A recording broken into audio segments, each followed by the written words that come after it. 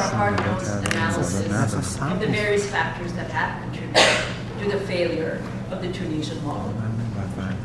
And finally, a late afternoon panel called Policy Implications. What have we learned from the failure to promote democracy? Our panelists offer a critical look at how democracy is faring as an idea in the 21st century, and how reality on the ground often does not mesh with the lofty rhetoric and halo surrounding this concept. The conference will close with concluding remarks by board member Dr. Dalia Fana. In closing, let me take this opportunity to thank the Prince Al-Walid bin Talal Center for Muslim-Christian Understanding at Georgetown University for graciously hosting this conference and providing us with valuable resources and funding to get this event off the ground.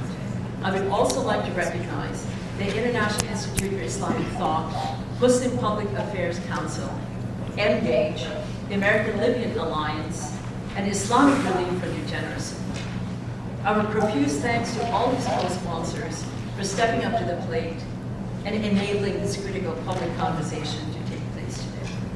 And now, without further ado, I would like to invite Dr. Radwan Ziadeh, chair of this year's program committee, to make a few inaugural remarks.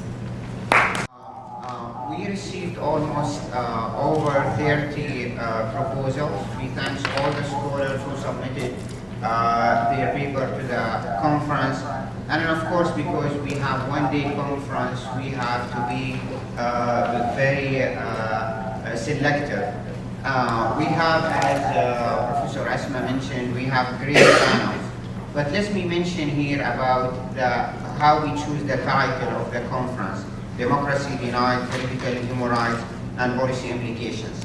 This is the 22nd annual conference of the CSID. And the whole, that's almost 2 decades of conferences, the main theme of the conference about democracy and Islam and how to build such relationships. And this is why the center has been known as for those themes. I still remember that the first time when I met Dr. Radwan, I would actually also to thank him. He's amazing in fundraising. He's sending almost 100 emails every day. And I can keep up reading the emails. When I met the first time I met with him in 2005, he was the main idea that's the Arab world or the Muslim world be able to build alliance between the Democrats, the Islamists and non-Islamists. And this is why it's been proved later in the Tunisian model in 2010, that's building alliance who kept the democracy in Tunisia at least for 10 years.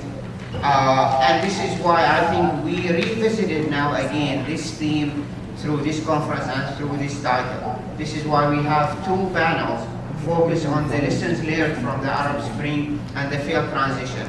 And of course, we cannot deny it, since the creation of Israel in 1948, it's the Middle East region became the hotspot of the international intervention.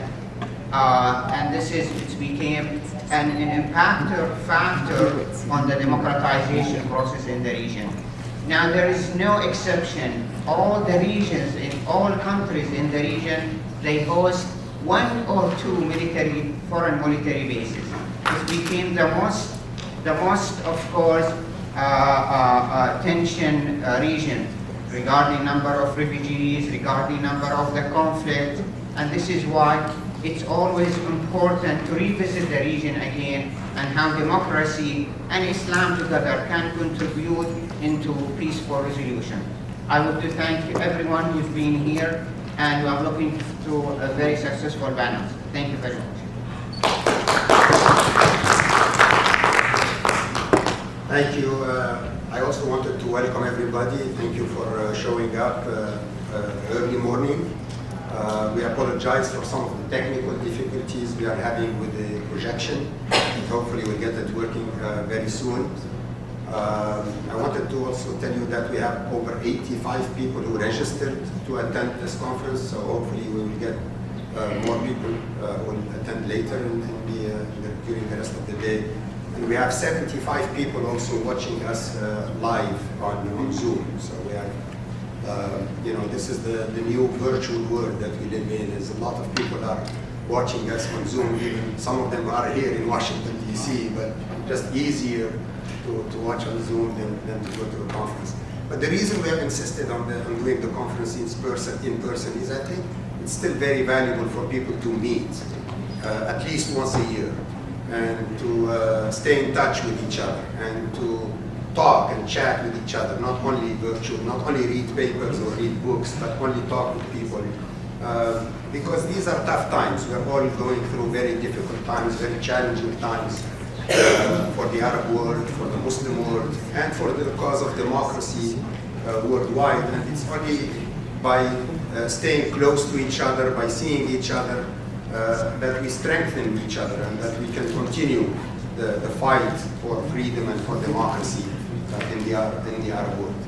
I just also want to conclude that to say that when we started CSID, it was 25 years ago. It was here at Georgetown 25 years ago. See how 25 years go by so quickly. I had no dream or no expectation that we will see democracy in the Arab world in 25 years. But we did see it. It didn't last very long, but we did see democracy. And I went back to Tunisia in the last 10 years, and we lived in a democracy for almost 10 years in Tunisia. Not a perfect democracy, but a democracy. And at times, I felt more free to be in Tunisia than to be here in the United States in those 10 years. Because we had Trump, if you remember, in those 10 years. But now we have some major setbacks. We have to continue the fight. If we don't see democracy in the Arab world, hopefully our children will see it. If our children don't see it, hopefully our grandchildren will see it. But we have to start the fight now. We can't wait. We have to fight for democracy now. We have to do everything we can to make it as quickly as possible. We have found that the enemies of democracy are also very strong in the region and in the world. And they also have adapted and they also have learned to work together to destroy the democratic transitions that we had in the Arab world, especially in Tunisia. So, we have to continue. We have to remain steadfast and persevere in these difficult and challenging times, hoping that, inshallah, things will get better. Inshallah, at the end of the day, reason will win over hatred. Love of peace and love of other human beings will win over racism and hatred and the wars that we see all over the world. And I believe there is a very, very strong link between lack of democracy and what's happening in Gaza today. But that's one of the topics we will be discussing in our conference today. So again, thank you very much. I don't want to make a long speech, but we really appreciate your coming here. And we look forward to a very interesting and stimulating conference. And hopefully with important review or recommendations for the future. What can we do better?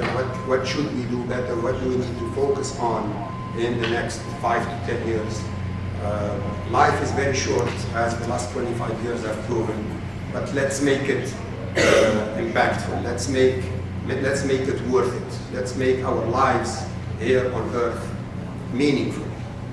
That's always been my dream. I'm very happy with what we have been doing and what we are doing, even though there are setbacks. But I think they are to be expected. They were expected. We have to learn from those setbacks and continue the fight. So with that, I'd like to invite the first panel to please come to the podium and let's get started. Thank you very much.